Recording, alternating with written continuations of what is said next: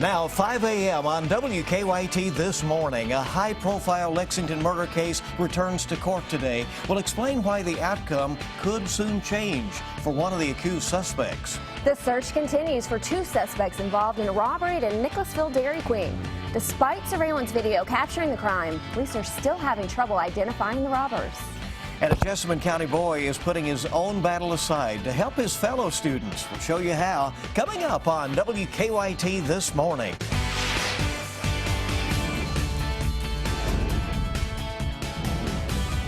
This is WKYT This Morning. The day is here. It's Friday. It is. Good morning to you. I'm Michelle Chamberlain. I'm Bill Bryant. Just when you thought you wouldn't get to the end of the work week, we've gotten there, so let's make it a good one. And it's going to be a beautiful day out there, really. That's the bonus. Let's check in meteorologist Micah Harris on duty in our First Alert Weather Center. Yeah, finally no rain, right? We didn't have any rain last night. It was one of those nights that we finally just had to rest easy. And look, we're not seeing any storms for today. That's for tomorrow and into Saturday, or Sunday rather. So you better enjoy it while it lasts. We're at 57 degrees in Richmond. Go off into Lexington and Fayette County at 56. And by the afternoon, check this out, 75 sunny skies. It's an awesome day in store, but the focus of the forecast is your weekend, because weekend, here comes some more storms with heavy rain. I'm going to show you when it moves on in with your hour-by-hour forecast in just about 10 minutes. We'll see you. And in Lexington, a man accused of murder will face a judge again this morning. Mark Taylor is accused of kidnapping and murdering a University of Kentucky chef back in 2013. WKYT's Mike Byers live with what we could hear in this morning's hearing. Good morning, Michelle. Things have not changed much since the last time Mark Taylor faced a judge, but a surprise plea deal by the other man charged in this murder could change the way things play out in court today for Taylor. Now, Taylor is charged with kidnapping and evidence tampering in the murder of Alex Johnson in December of 2013. Police say Taylor and another man, Timothy Ballard, lured Johnson into their car, beat him to death, and then dumped his body. The University of Kentucky chef was missing for a month before police found his body stuffed in a barrel in the Kentucky River. Now, earlier this month, Ballard shocked many when he pleaded guilty to kidnapping and evidence tampering charges. As part of his plea deal, Ballard agreed to testify against Taylor. Taylor's trial is set to begin in June, and Ballard's sentencing won't take place until the trial is over. Now, this is a case we've been following for a while now, and we will be in court this morning when Mark Taylor faces that judge. Live in Lexington, Mike Byer, WKYT. Mike, thank you very much. Police are hoping surveillance video will help them find the two men who were armed and when they robbed a Nicholasville fast food restaurant. It happened Wednesday night at the Dairy Queen on South Main Street. Police say the two robbers there sneaked into the building while workers were closing up and demanded money and cell phones. The mother of one of the workers says the robbers pistol whipped him. They shoved him. He was trying to shove them back. And they got the best of him. Made him get down on his knees and face the corner and put the gun up to his head.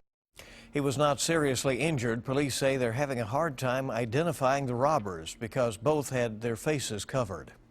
Lexington police are looking for a stolen trailer filled with tools. They say the trailer was stolen early Wednesday morning from the Days Inn parking lot on North Broadway. This surveillance picture captured the theft. Police say the trailer belongs to a general contractor who's known as a regular traveler. They say the stolen trailer had tools worth over $10,000 along with firearms inside. Police believe the suspect is driving a 1970s Chevrolet or GMC pickup. Nearly a month after a fire, a temporary restaurant is now opened at a state park in Floyd County. That fire shut down the lodge, including a restaurant at Jenny Wiley State Resort Park. The new restaurant is in the convention center by the amphitheater.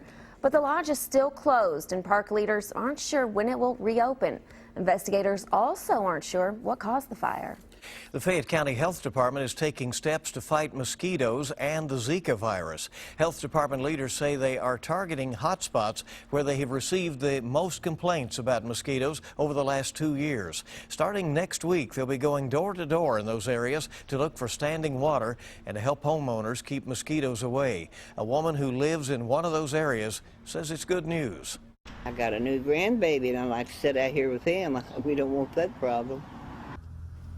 The health department will also be passing out door hangers warning people of the potential mosquito breeding grounds that they have found around their home. Just a few weeks ago, a Jessamine County boy received his prosthetic leg, and yesterday, the 9-year-old ran his first 5K.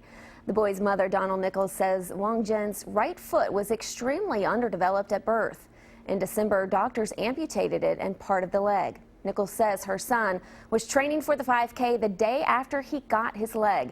Money from the race is going to a new playground. Nichols says her son hopes the playground will be handicapped accessible. And he's hoping that maybe they'll take into consideration to maybe pave like a sidewalk out to the playground, so kids who are in wheelchairs that aren't going to be lucky like him and get out of a wheelchair, they'll have better access. Now, each of the children running yesterday raised $30 to help build that playground. All right, very inspiring there. And Eastern Kentucky University has received a large donation thanks to some alumni. EKU leaders say a couple who asked to stay anonymous donated $1 million to the university.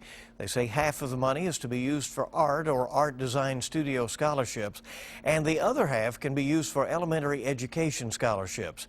EKU says the couple told them that they enjoyed their time while at Eastern and they wanted to pay it forward.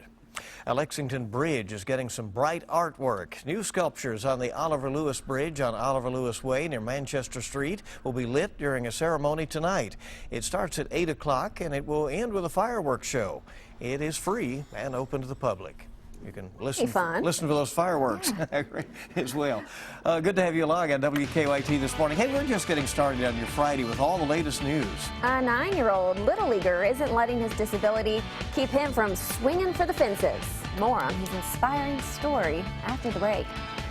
We have a great day in the forecast for today. Unfortunately, that only lasts for 24 hours because toward the weekend, here comes some more rain, more thunderstorms. I'm going to go over that forecast coming to you in just a couple of minutes.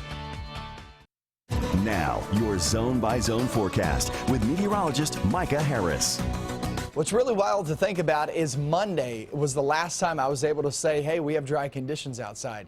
It's a long time ago. It's 48, 72 hours. The past the time of those hours, you're talking about some loud thunderstorms. Good news here is we're not seeing that today. That moves on out. There's live sky camera. It's a good-looking start to the day. Feels pretty good, too. I will tell you this, about 10 degrees cooler than where we were yesterday morning. So slightly cooler, but nonetheless, I don't see any of us needing a coat this morning. By the afternoon, we'll go from the 50s this morning, 52 degrees in Somerset and Science Hill, and then you go back toward Danville. Danville got a lot of water yesterday morning. This morning we are dry. Frankfort looks pretty good at 52 degrees, and then head up toward Maysville, Cynthiana, and also sitting there Mount Olivet and Robertson County looking just fine in the mid-50s. Head towards your afternoon, we'll be there in the mid-70s. It's a great feel. We're talking mid-70s, mostly sunny skies. You really can't beat that. And then we head off into the night and into tomorrow morning. Tomorrow morning starting off with cloudy skies. That's that rain moving on in. So the rain will start during some portions of our viewing area during the morning hours before noontime, especially back toward the west. Remember, it's coming from west to east.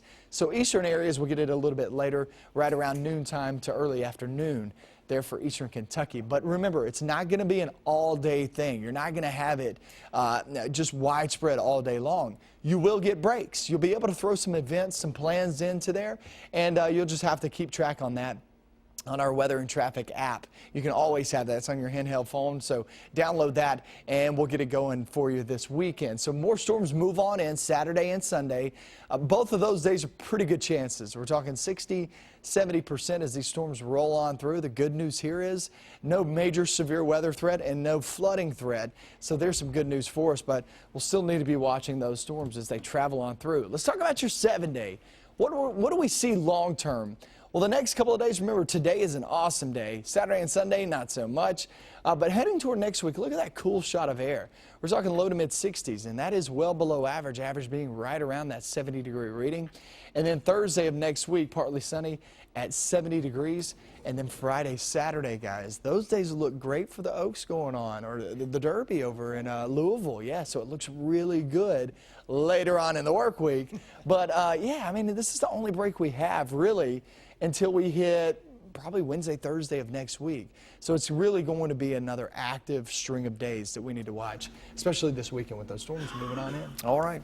I'm sure people will take a wet week to have a beautiful Derby. Yes, and it looks really good for the Derby. Good Great temperatures to hear. too. Yeah. All right, good payoff. Maybe pick the winning horse too. You know? That would be nice. That would be the big payoff. Exactly right. It's coming up on 5:13 now on WKYT this morning, and the California Little Leaguer is inspiring others by not letting a disability stop him from accomplishing his dream.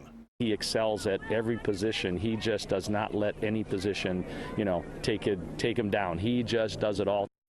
Will Baker is dominating in his favorite sport despite being unable to use his right arm. Just a year and a half ago, the 9-year-old contracted a rare virus that attacked his nervous system. Surgeons helped Will regain the use of his hand, but he still has to wear a sling for stability. By lifting his arm just enough to switch his glove from one hand to the other, the team's starting first baseman doesn't let pity make plays. Because now I'm just used to using one arm, but I can't imagine learning how to do both hands. Will's goal is to play professional baseball isn't just a pipe dream. Remember pitcher Jim Abbott? He was born without a right hand, and he played 10 seasons in the major leagues. All right, well, he's an inspiring young man, right? Yes, he is. Look at him go. Very good. And it's good to have you with us on WKYT on this Friday morning. Hope that put a smile on your face, and I hope it's a good day ahead. 5:14 is our time right now. When we come back, we'll have a look at your money. Mortgage rates move higher and healthcare premiums could skyrocket. Those stories and more coming up in your Money Watch report.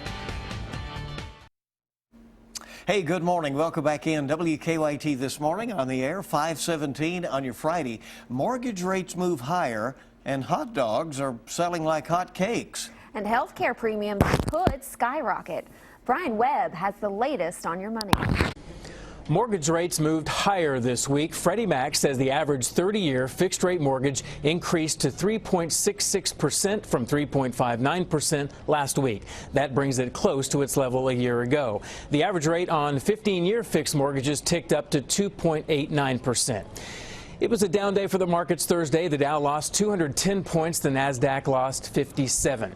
Higher health care premiums could be coming after many of the nation's largest insurers say the president's health care law is draining them.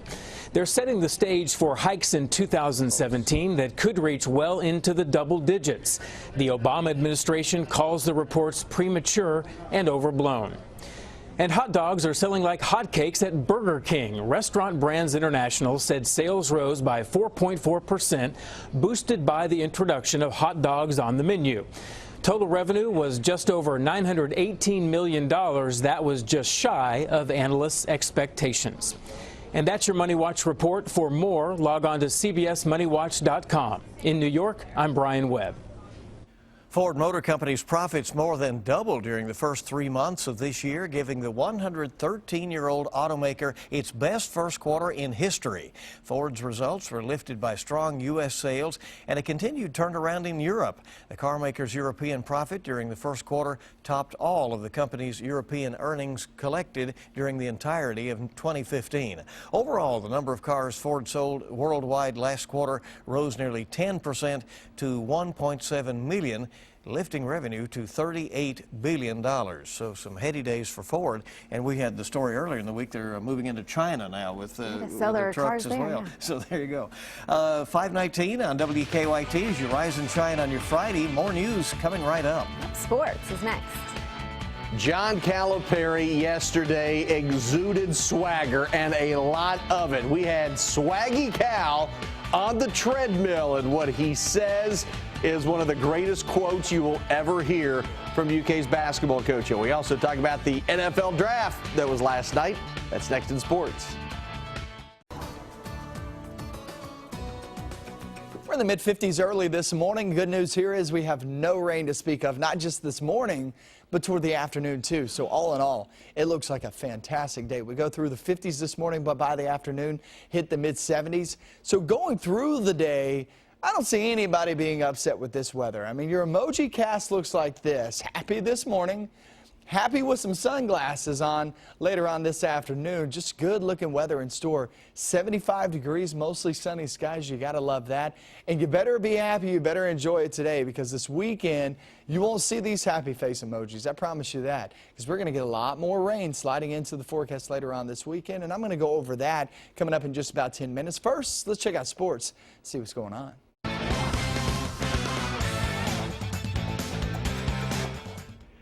John Calipari has said a lot of things at his time at UK, but yesterday he had a treadmill message for the Big Blue Nation, which he put on the website. Cal, getting in shape. He's working it. He was on the treadmill watching the last 5 minutes of the 2012 championship game, and he said he's thinking of coaching for a long, long time.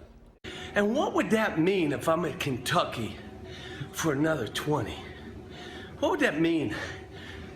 Championships, draft picks, #1, lotteries. No doubt I would have 12 guys in the NBA All-Star game. No doubt. What about wins? So let me see if I can get in that kind of shape to when I'm 75 and still doing this stuff. How great is that? Speaking of draft picks, first round of the NFL draft last night in Chicago, and a stunning development as Ole Miss offensive lineman Laramie Tunsil, who went 13 to Miami, admitted taking money from Ole Miss coaches. Commissioner Roger Goodell announcing the #1 pick. With the first pick in the 2016 NFL Draft, the Los Angeles Rams select Jared Goff, quarterback, California. No surprise at all. The Rams take Goff, who started every game in his 3 years at Cal. With the second pick, Philadelphia took quarterback Carson Wentz out of North Dakota State. The 7th time in the draft history quarterbacks have gone #1 and #2. With the third pick, San Diego went for Ohio State defensive end Joey Bosa, and then another Buckeye running back Ezekiel Elliott to the Dallas Cowboys. Let's take a look at the top 10, and another Buckeye is there also. In addition to Bosa and Elliott, Eli Apple out of Ohio State goes #10 to the New York Giants. The Bengals had the 24th pick. They take Houston defensive back William Jackson III. Jackson led the nation in pass breakups last year with 23. Not too bad. That's a look at sports. Have a great day.